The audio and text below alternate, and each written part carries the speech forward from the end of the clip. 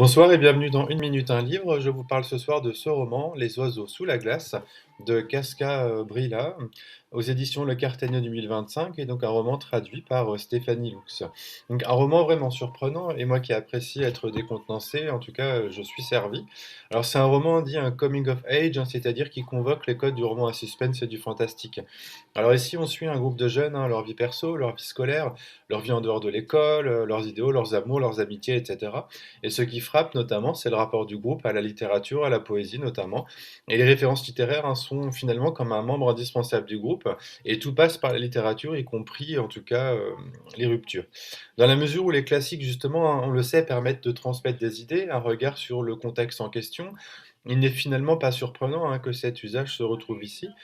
Alors l'ouvrage débute notamment par le chapitre intitulé Le camping et numéroté avec le chiffre 9. Alors sur le moment, on se demande s'il y a une organisation de lecture particulière, et en effet, on comprend rapidement l'imbrication des éléments du récit.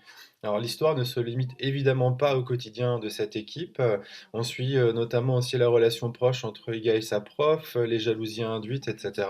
Et finalement, dès le départ, on comprend qu'un drame a eu lieu et que, en fait, on comprendra finalement l'ensemble à la fin de l'ouvrage. Alors sans spoiler, l'acte commis par le groupe en filigrane tout le long interroge sur le fait finalement de se faire justice soi-même, des conséquences de celui-ci, dans l'ambivalence d'un système qui ne respecte pas lui-même les règles, l'école, la loi et les personnes. Alors finalement, comment vivre après un tel acte? Jusqu'où peut pousser la jalousie, l'amitié, l'amour? L'expression les fantômes du passé est-elle appropriée ici?